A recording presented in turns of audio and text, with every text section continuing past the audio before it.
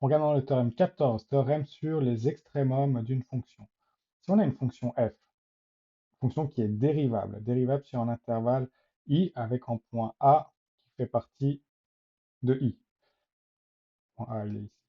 Et si f admet un extrémum local, donc par extrémum local, on va dire en minimum ou en maximum local, comme ici on a en maximum, en x est égal à a, alors f' de a, donc la dérivée de f en a, sera forcément égale à 0.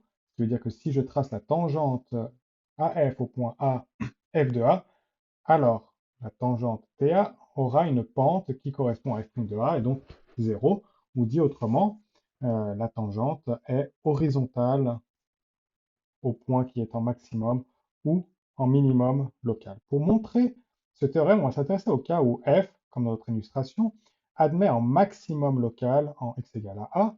Pour le minimum, ça fonctionnera pareil. On prend donc notre point A, f de a en maximum.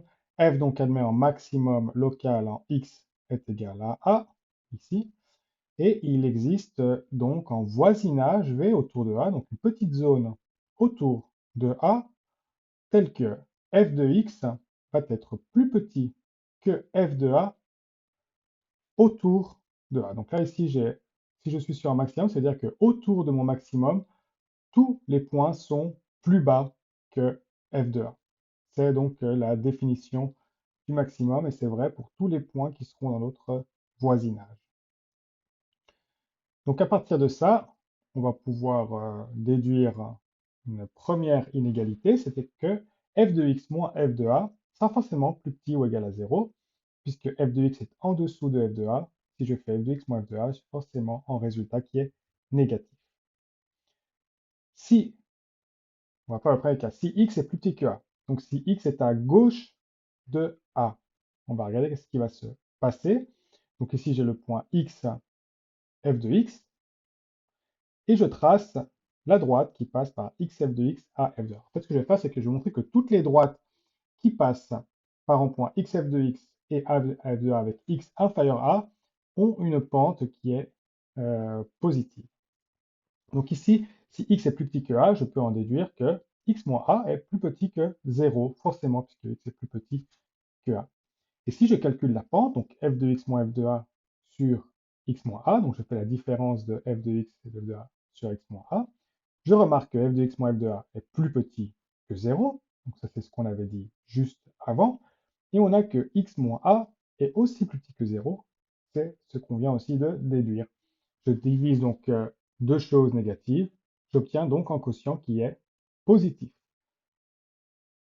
Si je passe à la limite, donc comme mon x est à gauche de a, je suis en train de tendre vers a moins, pour n'importe quel x qui arrive par la gauche de a, f de x moins f de a sur x moins a sera lui aussi plus grand ou égal à 0, puisqu'on a montré juste avant que f de x moins f de a sur x moins a était plus grand que 0. Toute la partie donc avant nous donne des pentes plus grandes ou égales à 0 lorsque je m'approche de a moins. Ça, c'est la propriété des limites, bien sûr, qui me dit que je peux faire cette limite-là. On va maintenant regarder le cas quand x est plus grand que a. Si x est plus grand que a, j'ai le point x, f de x, qui est à droite de a, et je regarde la droite qui passe par xf de x à f de a, la droite en violette.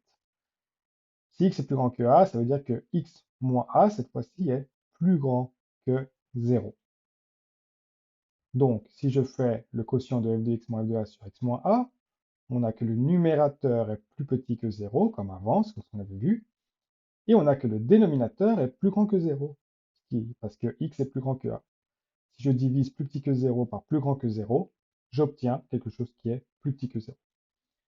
Et de la même manière qu'avant, je vais pouvoir donc montrer que tous les points qui sont à droite de x font une droite qui a une pente qui est négative. Et si je prends la limite, cette fois-ci j'arrive par la droite, de x qui tend vers a+, puisque j'arrive à droite de f, toutes les pentes f de x moins f de a sur x moins a vont être plus petites ou égales à 0, toujours avec la propriété des limites. Maintenant, je sais que cette limite-là, elle existe. Elle existe parce que dans les conditions du théorème, on a dit que f était dérivable en x est égal à a, et donc même sur tous les points de vue. Donc cette limite-là existe. Si elle existe, cela veut dire que la limite de x de x moins f de a sur x moins est égale à la limite quand x tend vers a moins de f de x moins f de a sur x moins a est égale à la limite quand x tend vers a plus de f de x moins f de a sur x moins a. Mais ce qu'on a vu, c'est que la première en a moins est plus grande ou égale à 0. C'est ce qu'on a vu juste avant, montré. La deuxième en a plus est plus petite ou égale à 0. Si on veut que les deux soient égales à la limite quand x tend vers a, la seule possibilité pour satisfaire plus grand que 0 et plus petit que 0 est d'avoir égal à 0. Donc on en déduit que la limite de f de x moins f de a sur x moins a égale à 0. Et on peut faire de même pour les minimums. Ça fonctionne exactement de la même façon. C'est une question de regarder les droites à gauche et les droites à droite de notre point x égale a. Maintenant, on va regarder petite remarque sur la réciproque. La réciproque qui n'est pas vraie. La réciproque qui dit que si f' de a est égal à 0, alors cela n'implique pas que f admette en extrémum local en a. On va montrer donc en contre-exemple avec f de x est égal à x au cube. On aura que f' de x est égal à 3x au carré. Et on a que f' de 0 est égal à 3 fois 0 carré, donc 0. Donc on a bien que f' est égal à 0, on va montrer qu'on n'a pas en extrémum à cet endroit.